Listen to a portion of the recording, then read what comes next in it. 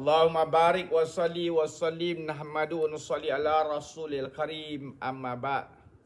Kita sambung majlis taklim wal ta'lum kita. Dah beberapa hari kita berehat, insya-Allah kita sambung balik ya. Fadilat Al-Quran bahagian 1 40 hadis.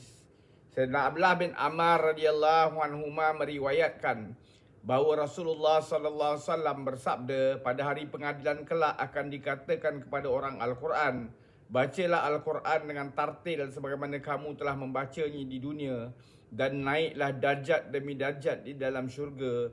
Sesungguhnya tempat yang dikedudukan kamu adalah pada ayat yang terakhir kamu baca. Hadis riwayat Ahmad, Tirmizi, Abu Daud, Nasai, Ibnu Majah dan Ibnu Hibban dalam kitab sahihnya. Sayyidina Abdullah bin Amr radhiyallahu anhuma meriwayatkan bahawa Nabi sallallahu alaihi wasallam bersabda, pada hari pengadilan kelak akan dikatakan kepada Al-Quran, bacalah Al-Quran dengan tartil sebagaimana kamu membaca ni di dunia, dan naiklah darjat demi darjat di dalam syurga. Sungguhnya tempat yang dikedudukan kamu adalah pada ayat terakhir yang kamu baca. Hadis riwayat Ahmad, Tirmizi, Abu Daud, Nasai, Ibnu Majah dan Ibnu Hibban dalam kitab sahihnya. Keterangan sepintas lalu orang Al-Quran bermaksud seorang hafiz Al-Quran. Mula Ali Kari rahmatullahi telah menerangkan dengan terperinci bahawa kelebihan ini hanyalah untuk para hafiz. Seorang yang baca Al-Quran dengan melihat Al-Quran tidak termasuk dalam kelebihan ini. Pertamanya kerana perkataan orang Al-Quran menunjukkan makna hafiz, dan keduanya kerana terdapat dalam kitab Musnad Ahmad yang bermaksud sehingga dia membaca apa-apa saja hafalan Al-Quran yang ada bersamanya.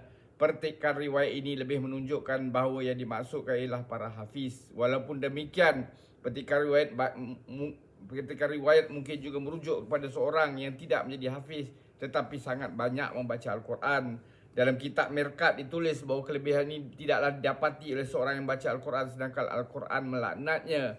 Kenyataan ini merujuk kepada sebuah hadis yang bermaksud ramai sekali pembaca Al-Quran yang Al-Quran melaknatnya. Oleh sebab itu, pembacaan Al-Quran oleh seorang yang mempunyai akidah dan lain-lain amalan agama yang tidak betul tidak boleh dijadikan dalil untuk menunjukkan kebenarannya. Terdapat banyak hadis seumpama ini berkenaan dengan golongan Khawarij. Sayyidina Abdullah bin Abbas radhiyallahu anhu berkata bahawa beliau lebih suka membaca surah-surah seperti Al-Qari'ah atau Al-Zalzalah dengan tartil berbanding dengan surah-surah yang panjang seperti Al-Baqarah dan Ali Imran tanpa tartil. Pada pendapat para tafsir dan ulama, hadis yang disebut di atas adalah maksud bacalah satu demi satu ayat Al-Quran dan naiklah tingkat demi tingkat di dalam syurga.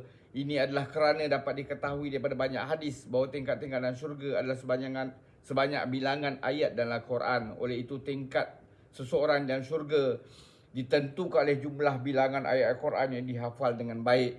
Maka seorang yang menghafal seluruh Al-Quran akan berada pada tingkat syurga yang tertinggi. Mula Ali Kari rahmatullahi menulis dalam sebuah hadis, terdapat kenyataan bahawa tidak ada tingkat yang lebih tinggi pada syurga melainkan tingkat yang dianugerahkan kepada pembaca Al-Quran. Dengan ini para hafiz akan naik tingkat demi tingkat di dalam syurga sekadar dengan jumlah ayat yang mereka baca. InsyaAllah, semoga Allah SWT bagi kita taufik untuk kita ambil iktibar, amalkan dan sampaikan. Subhanallahi wa bihamdihi, subhanakallahumma bihamdika, asyhadu an la ilaha illa anta, astaghfiruka wa atubu ilaik.